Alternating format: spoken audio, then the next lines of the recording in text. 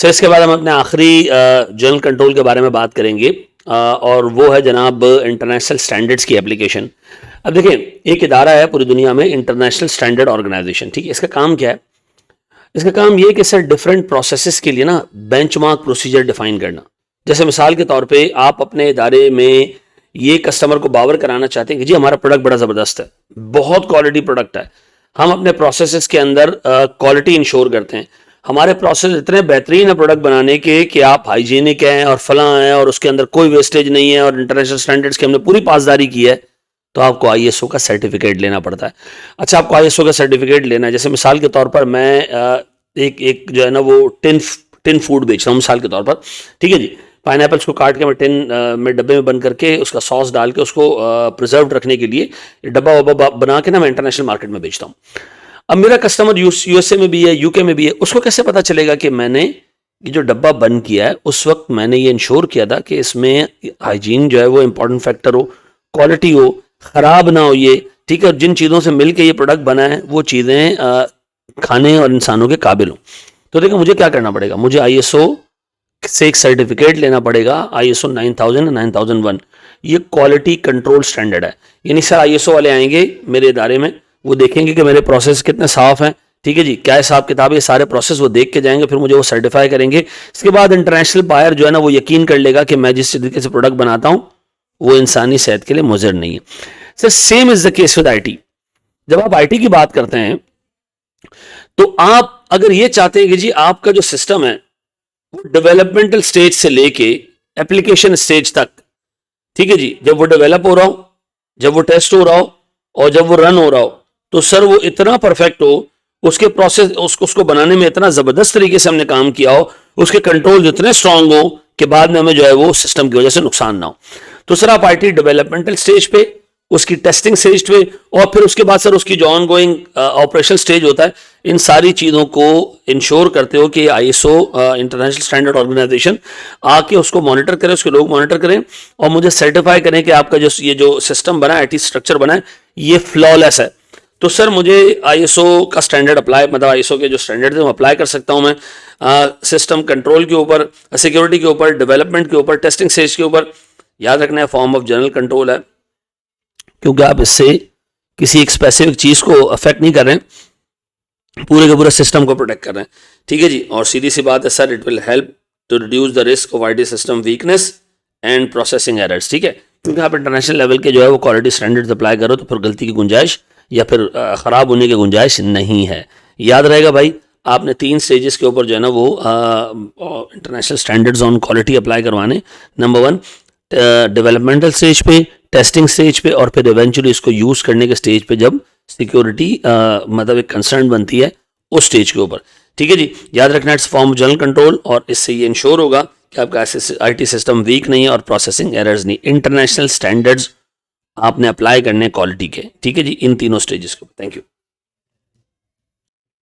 Sir. हम बात करेंगे एप्लीकेशन कंट्रोल्स के ऊपर, यानी वो कंट्रोल जो इंटायर सिस्टम पे नहीं लग रहे हैं बल्कि किसी एक एप्लीकेशन पे लग रहे हैं या किसी एक फाइल पे लग रहे हैं, इस तरह की चीज़ें। अब देखिए, एप्लीकेशन कंट्रोल आपके कोर्स में इतना ज़्यादा नहीं दिया हुआ है, सिर्फ उसके बारे में थोड़ी सी डिटेल दी हुई है कि एप्लीकेशन कंट्रोल वो होते हैं जो किसी आईटी के स्पेसिफिक सिस्टम या स्पेसिफिक सॉफ्टवेयर या स्पेसिफिक चीज़ के ऊपर अप्लाई होते हैं। ज़्यादा डिटेल नहीं दी है, सिर्फ एक ही एग्जाम्पल दी उसमें, और वो है जनाब डाटा वैलिडेशन चेक, ठीक है जी। और देखिए डाटा वैलिडेशन चेक क्या है, आप मिसाल के तौर पर सेल्स डे बुक पे आपने एक कंट्रोल लगाया हुआ है कि जब भी कस्टमर कोई गुड्स खरीदेगा हम उसमें एंटर करेंगे तो हम सबसे पहले डालेंगे कस्टमर कोड, और कस्टमर कोड जो है वो एक 4 डिजिट कोड होगा जिसमें 3 डिजिट्स होंगे और एक अल्फ़ाबेट होगा, ठीक है जी। अल्फ़ाबेट पहले आएगा फिर 3 डिजिट्स आएंगे। अगर आपने सर इस सीक्वेंस को चेंज करने की कोशिश की, सिस्टम जो है वो डाटा एक्सेप्ट नहीं करेगा, ठीक है जी। चलें जी, फिर आपने सेल्स डाल दी, सही जो है वो कोड डाल के आपने सेल्स डाल दी, लिखा आपने जी सेल्स, वैल्यू नहीं लिखी, सिस्टम आगे नहीं जाएगा, ठीक है जी। आपने वैल्यू भी सही डालनी है, हेड भी सही पिक करना है, कोड भी सही डालना है, यानी कस्टमर कोड।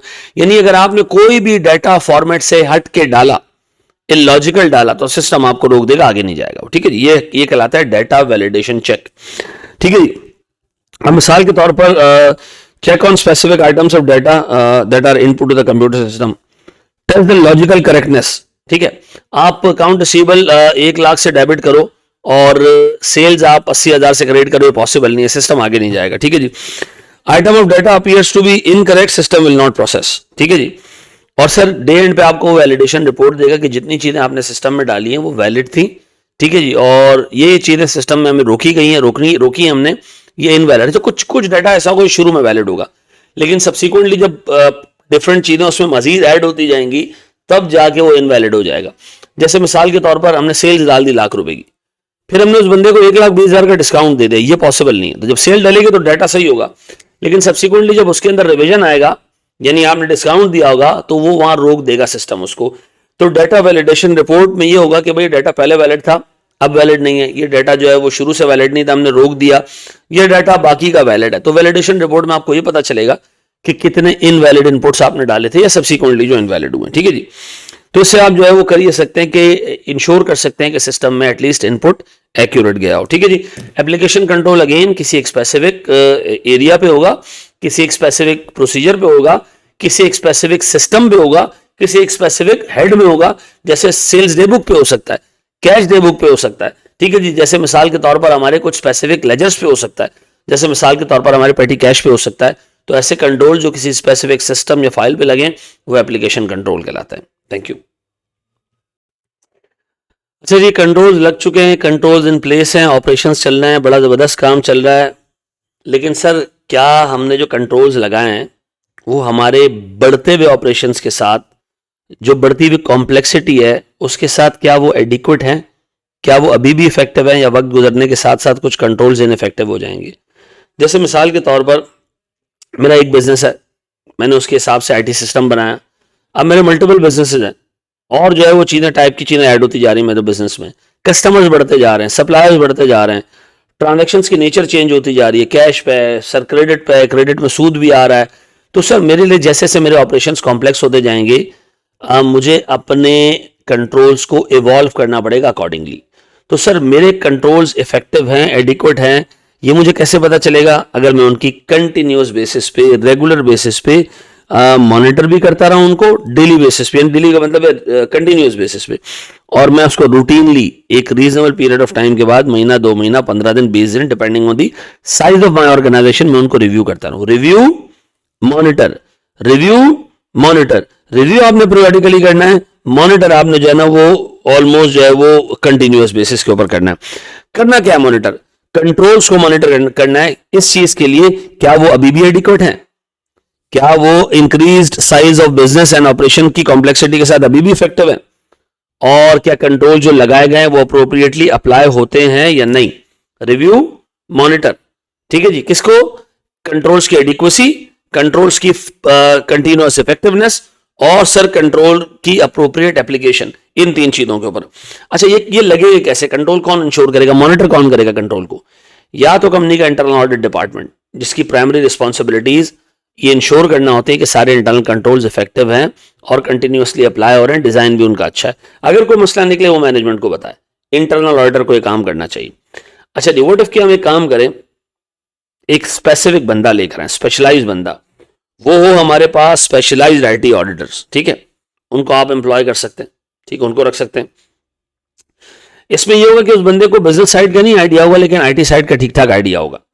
तीसरी चीज ये कि सर आप बजाय एम्प्लॉयमेंट में किसी को रखने के ना, आप किसी अच्छी बड़ी ऑडिट फर्म को जो कि आईटी सर्विसेज दे सकती है, आप उनको ये आउटसोर्स कर दें, वो आपको ऑडिट करके दे देंगे। ठीक है जी। तो सर 3 लोग कर सकते हैं, internal auditor, specialized IT auditors जो आप एम्प्लॉय करेंगे, और तीसरा इंडिपेंडेंट एक्सटर्नल ऑडिटर्स जो आपके आईटी सिस्टम को आके देख सकते हैं और उसको अप्रोप्रिएटली उस पर रिपोर्ट कर सकते हैं। ठीक है जी। रिव्यू करना है पीरियडिकली, मॉनिटर करना है कंटिन्यूअसली, किन किन चीज़ों के कंट्रोल्स एडिक्वेट हैं, कंट्रोल्स इफेक्टिव हैं, और कंट्रोल्स अप्रोप्रिएटली अप्लाई भी हो रहे हैं तरीके से।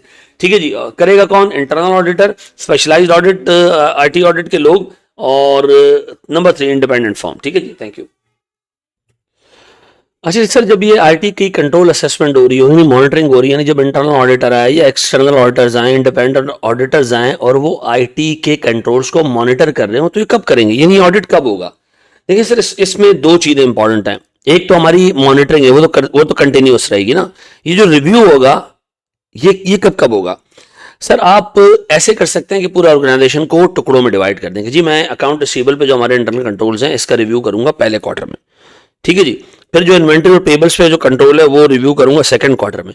फिर जो एडमिन पे कंट्रोल्स हैं, एडमिन एक्सपेंसेस, वो थर्ड क्वार्टर में करूंगा। तो आप पूरी ऑर्गेनाइजेशन के सिस्टम को चंक्स में डिवाइड करके डिफरेंट क्वार्टर्स में उनका ऑडिट कर सकते हैं, और कोशिश ये करें कि विद इन ईयर पूरी की पूरी ऑर्गेनाइजेशन आप उसको जो है वो घुमा लें और उसमें जो कंट्रोल्स हैं वो असेस कर लें कि वो कंटिन्यूसली एडिक्वेट हैं, कंटिन्यूसली इफेक्टिव हैं और तरीके से अप्लाई हो रहे हैं नहीं हो रहे। ठीक है जी। प्लस सर एक बहुत इंपॉर्टेंट चीज है और वो है एक्सेप्शन रिपोर्टिंग। अच्छा, एक्सेप्शन रिपोर्टिंग क्या होती है? एक्सेप्शन रिपोर्टिंग का मतलब ये कि अगर सिस्टम में कोई फॉल्ट निकले, कोई कंट्रोल वीक पड़ जाए, कोई कंट्रोल फेल हो जाए, तो कंट्रोल फेल होने के साथ ही सिस्टम हमें खुद इंटीमेट करेगा जी ये कंट्रोल वीक हो गया, फेल हो गया ये कंट्रोल। या तो ये रिपोर्टिंग जो है ना वो रियल टाइम होनी चाहिए, या हर हफ्ते के एंड पे जी कि इस वीक में इन 3 दिन में कंट्रोल जो है ना वो ब्रीच हुआ, इन 3 दिनों के अंदर कंट्रोल जो है ना वो वायलेट हुआ, इन 3 दिनों में कंट्रोल सरपास हुआ। तो या तो सर ये एक्सेप्शन रिपोर्टिंग पीरियोडिक बेसिस पे होनी चाहिए या रियल टाइम बेसिस पे होनी चाहिए। ठीक है जी। लेकिन हमें पता होना चाहिए मैनेजमेंट को, तो एक सिस्टम के अंदर इतनी कैपेबिलिटी होनी चाहिए कि बगैर ढूंढे बता दे। ढूंढने के लिए तो हमने लोग लगाए हुए ना, एक्सटर्नल ऑर्डर भी है, इंटरनल ऑर्डर भी है, इस तरह के लोग लगाए हुए, लेकिन सिस्टम में भी इतनी कैपेबिलिटी होनी चाहिए कि वो खुद आपको इन्फॉर्म करे। प्लस देखें, एक बाप को आप बताते जाएं कि जी आपका बच्चा सिगरेट पी रहा है, सिगरेट पी रहा है, चरस पी रहा है, और अब्बा कुछ ना करे, तो ऐसी मॉनिटरिंग पे लानत है फिर। ठीक है जी। ऐसे बार बार शिकायत लगाने पे लानत है। सिस्टम आपको बार बार जो है ना वो बीप कर रहा है कि जी कंट्रोल फेल हुआ, कंट्रोल फेल हुआ, इंटरनल ऑर्डर आपको कह रहा है कि कंट्रोल वीक है, और मैनेजमेंट कुछ ना करे, तो फिर ऐसी रिपोर्टिंग का, एक्सेप्शन रिपोर्टिंग का, ऐसे ऑडिट का कोई फायदा नहीं है। मैनेजमेंट को एक्शन करना पड़ेगा, चीज़ों को करेक्ट करना पड़ेगा। अगर वो फेल हो रही है, ख़राब हो रही हैं, ठीक है जी, तो मैनेजमेंट को रिस्पॉन्ड करना पड़ेगा। तो बगैर एक्शन के मॉनिटरिंग का कोई फायदा नहीं है। ठीक है जी। एक्शन लेने की जिम्मेदारी किसकी है सर? डायरेक्टर्स की है। क्यों? क्योंकि डायरेक्टर ने कसम खाई है सेफ गार्ड कंपनी के एसेट्स को सेफ गार्ड करने की on behalf of share holders. ठीक है जी। इनके जिम्मे बाकी कामों के साथ साथ शेयर होल्डर्स की वेल्थ इंक्रीज करने का और प्रोटेक्ट करने के अलावा ये काम है कि सर ये इंटरनल कंट्रोल्स को प्रॉपर्ली इंप्लीमेंट, मेंटेन और मॉनिटर करेंगे। इंप्लीमेंट करेंगे, मेंटेन करेंगे, यानी पैसे लगाएंगे इसके ऊपर सर। ठीक है जी। और मॉनिटर करते रहेंगे। ठीक है जी। और याद रखिएगा इंटरनल कंट्रोल का मतलब इंक्लूडिंग आईटी कंट्रोल। ठीक है जी। आई होप ये लेक्चर आपको समझ आ गया होगा। यहाँ हमारा आईटी का पहला चैप्टर खत्म होता है, और आईटी का हमारा जो दूसरा चैप्टर है वो जेनेरिक चैप्टर है, डिसरप्टिव टेक्नोलॉजी है, वो हमने उसमें देखनी है। लेकिन हम अगले लेक्चर में कोशिश करेंगे कि हम एथिक्स को देखें। Thank you very much.